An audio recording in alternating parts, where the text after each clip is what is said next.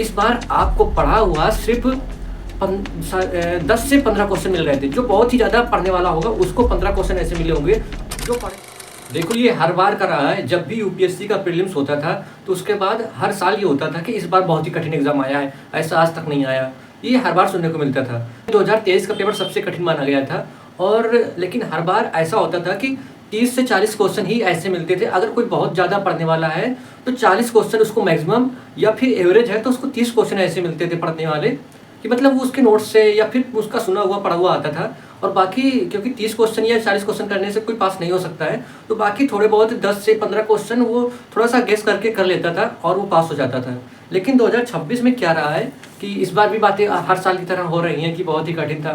तो वाकई में थोड़ा सा अलग था इस बार का पेपर। और अलग क्या था कि इस बार आपको पढ़ा हुआ सिर्फ 10 से 15 क्वेश्चन मिल रहे थे। जो बहुत ही ज़्यादा पढ़ने वाला होगा उसको 15 क्वेश्चन ऐसे मिले होंगे जो पढ़े हुए होंगे।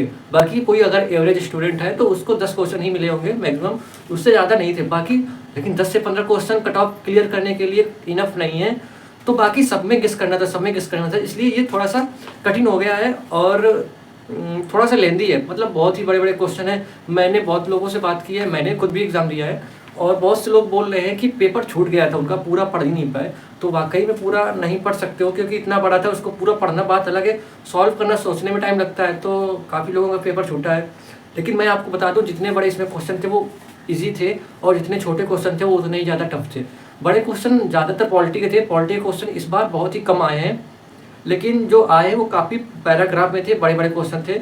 तो उसको अगर आप पूरा पढ़ते, लोग तो पहले देख के डर गए थे, पढ़ ही नहीं रहे थे। अगर आप पढ़ते तो उसमें कुछ समझ में आता है, आप उसको कर सकते थे। पॉलिटी का सेक्शन मैं इजी कहूँगा, ज़्यादा टफ नहीं था। बाकी टफ था काफ़ी। करंट अफेयर से बहुत सारे क्वेश्चन आए थे, तो करंट अफेयर वाले तो ऊपर से ही सब जा रहे थे, क्योंकि करंट अफेयर जितनी भी मार्केट में मैगजीन है या फिर जितने यूट्यूब के चैनल जो भी पढ़ा, जहाँ से किसी ने पढ़ाया एक भी क्वेश्चन वहाँ से नहीं आया।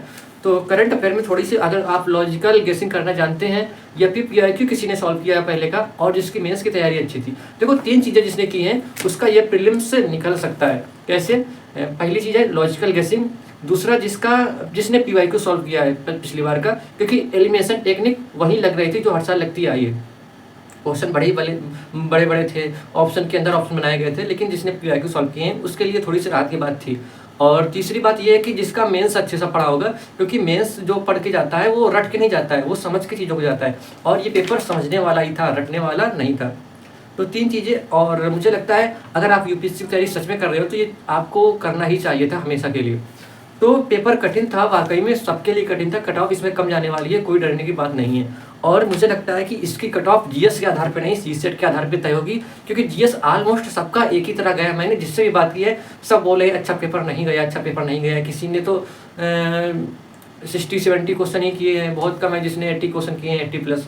90 वाला मुझे लगता नहीं, ये क्वेश्चन पेपर 90 वाला था ही नहीं कि आप 90% करके आए, ये कम वाला ही था। अगर आप 80 के आसपास कर रहे हैं, 70+ भी क्वेश्चन, मतलब 70 कर रहे हैं तो आप अच्छा अटेम्प्ट करके आए, क्योंकि इसमें सब लोग बराबर हैं। जो बहुत ज़्यादा पढ़ रहा था उसका भी कोई फ़ायदा नहीं हुआ, क्योंकि पढ़ा हुआ कुछ आया ही नहीं, और जो बहुत कम पढ़ रहा था तो उसका वो भी सब एक ही स्तर में खड़े हैं। तो कट ऑफ डिसाइड कैसे होगी? सीसेट के पेपर से डिसाइड होगी।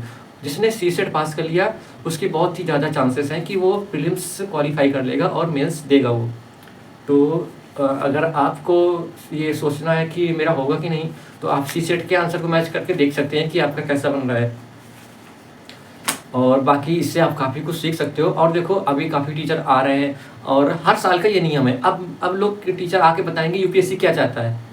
एग्जाम से पहले कोई नहीं बताएगा। एग्जाम जैसे पेपर होगा, पेपर के क्वेश्चन देखेंगे, फिर कहेंगे हाँ यूपीएससी ये चाहता है, इसका मतलब ऐसे पढ़ो वैसे पढ़ो। अरे भाई आप पहले बता देते इसको, पेपर जैसे आया उसको देख के बोलने लगते हैं हाँ यूपीएससी ये चाहता है। यूपीएससी कुछ नहीं चाहता आपसे, यूपीएससी चाहता है कि आप कैसे उस सिचुएशन को हैंडल करते हो कि अचानक से आपके सामने कुछ ऐसी परिस्थितियाँ आ जाती हैं। आप जॉब के बाद भी ऐसी सिचुएशन आपके पास आती रहती है कि कहीं पे एक कांड दूसरा हो गया है और एक ही ज़िले में 3-4 कांड हो जाते हैं एक साथ, तो आप सबसे पहले किसको ध्यान देंगे, क्या करेंगे?